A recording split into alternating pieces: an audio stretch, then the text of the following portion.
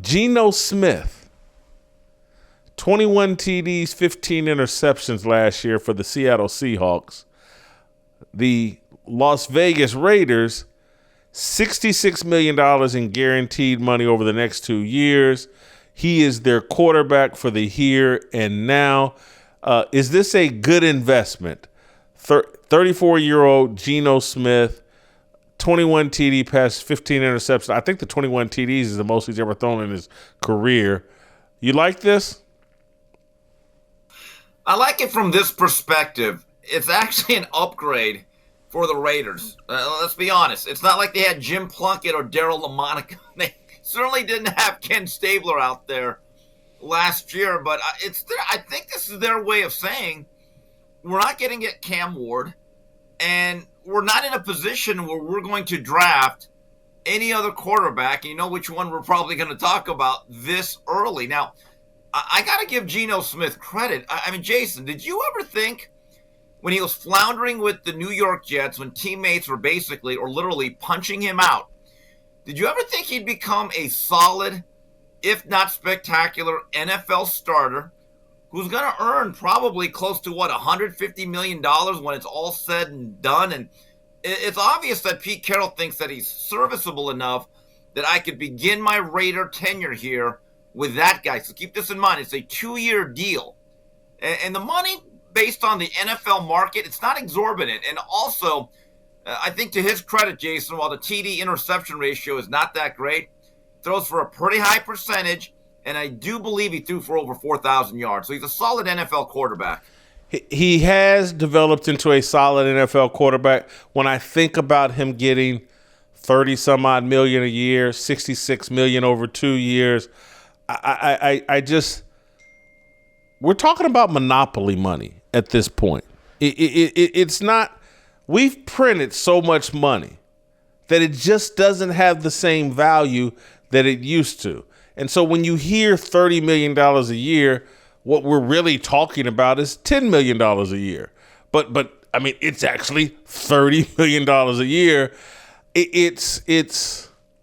I guess if I had a choice between paying Geno Smith $30 million or Dak Prescott $60 million, I would choose Geno Smith. Yeah, so the NFL, the National Federal Reserve League, right? But you're right about it. It is about value now. And I was thinking that, Jason, like if you really switched Dak Prescott and Geno, right, and you just switch the teams and the uniforms, and you say, okay, we're trading places here. And Geno Smith was the quarterback of the Cowboys last year and moving forward. Would there really be that much of a difference between the two players? Yes. One guy costs you $25 million less. That makes Geno Smith, dollar for dollar, a much more efficient player for your salary cap. Look, let's get to what I believe is the most interesting part of this because, yeah, the money sounds crazy for Geno Smith, but it's really not in NFL standards and what we're paying these athletes and how much money has flooded these professional leagues. So I'm going to move on from that. What's really interesting is I think the point that Adam Schefter made is that, look, this deal signifies the Raiders have no interest in Shedeur Sanders. And what I find fascinating about that is the Tom Brady heavily involved with the Las Vegas Raiders. He's part of the ownership. He's kind of the face of the franchise. He's been labeled as and presented as one of Shedeur Sanders' biggest supporters. He mentored Shedeur. You saw video of him talking to Shedeur on the phone while Deion's in the room. And I have to read some of this as, hey, we're going to give Geno $66 million. We got our quarterback for the next 2 years. I read it as a sign that Tom Brady's like, yeah, Shedeur's all right, but he ain't first round pick. He's not top 5 in the draft. All right, we're good here. I think this is the most significant vote of no confidence on Shedeur Sanders. Am I reading too much into that? Is that my Deion Sanders, my anti-Deion bias slipping into this? I think that's always a possibility there, Mr. Whitlock, but it doesn't make it untrue either. I mean, think about it. If there was a bigger advocate from a National Football League executive, it would be the guy that mentored him. However, though, just because you mentor a guy doesn't mean you're going to say, hey, here's the keys to my franchise. I think it's going to be fascinating on that night, Jason. And I don't think he's going to be in the green room, but is there a chance that Shedeur becomes this generation's version of Aaron Rodgers? Remember that saga in 2000, 4 or 5? Or was it 6? He was the presumptive number 1 pick. Everyone thought for sure it's either him or Alex Smith. Both will go in the top 5. And then I starkly remember this. Right around 9 or 10, somebody actually said, hey, guys, nobody needs a quarterback for a while. And I remember thinking, there's no way. There's no way he's going to be drafted soon. And then when you got to 20, there was actually a discussion of, is this guy going to get out of the first round? And then Green Bay made one of the greatest picks ever. I believe they got him at 25. Whether we like it or not, Jason, I think we're going to like it based on what we do.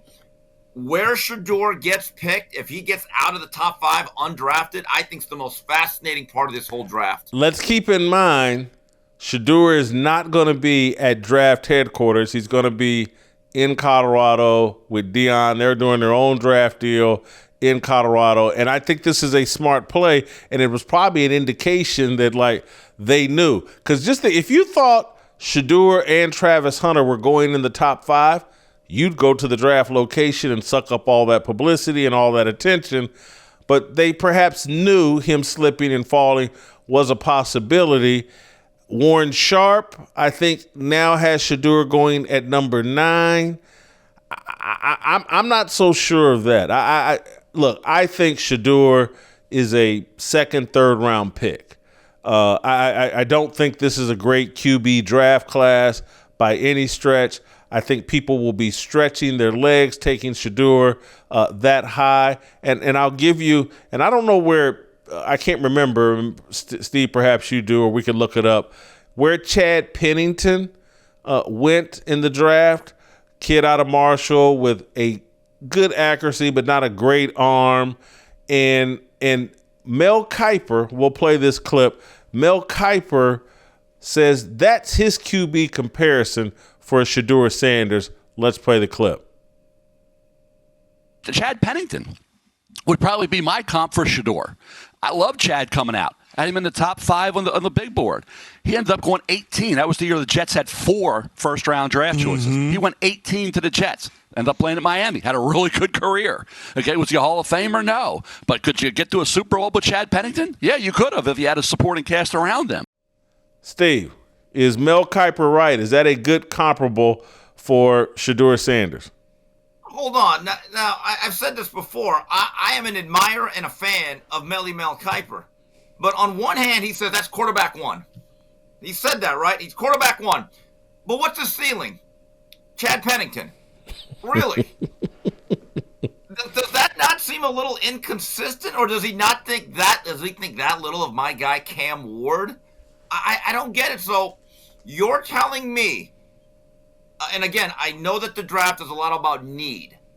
But if your ceiling is Chad Pennington, is that a quarterback you take in the top 3 in any draft or top 5? And look, that is not a slight on Pennington. He made the playoffs. He won the comeback player of the year twice. I think that's an NFL record. He had a great career. And what I do remember is that he threw the softest, most non-velocity having ball that I've ever seen in the history of any starting quarterback. But Jason, just to go back, it doesn't matter where Shedeur is. This is going to be great drama because you know they're going to tape all of it. They're going to have a live feed. And the first moment that I ever remember about a player slipping and falling on draft day, it happened to Thurman Thomas. He was at his apartment in Oklahoma City. And remember, a young Andrea Kramer was camped out, and he fell all the way to the middle of the second round. And Jason, it was still very, very riveting television to watch that. Chad Pennington, 18th overall pick, 10-year NFL career, started 81 games. In his third season, he threw 22 touchdown passes and just 6 interceptions. That was peak Chad Pennington. Came back late in his career, 2008 with the Dolphins, threw 19 TD passes and 7 interceptions. And his career was from 2000 to 2010. It wasn't in the full-blown just throw the ball around the field era. But, yeah, he did not have much velocity on his passes. The guy that I would compare him to in terms of arm strength was Bernie Kosar. I never thought of Bernie Kosar as having a rocket. He was accurate, threw a very catchable ball. But I do think Shedeur's arm is a tad bit better than Chad Pennington's.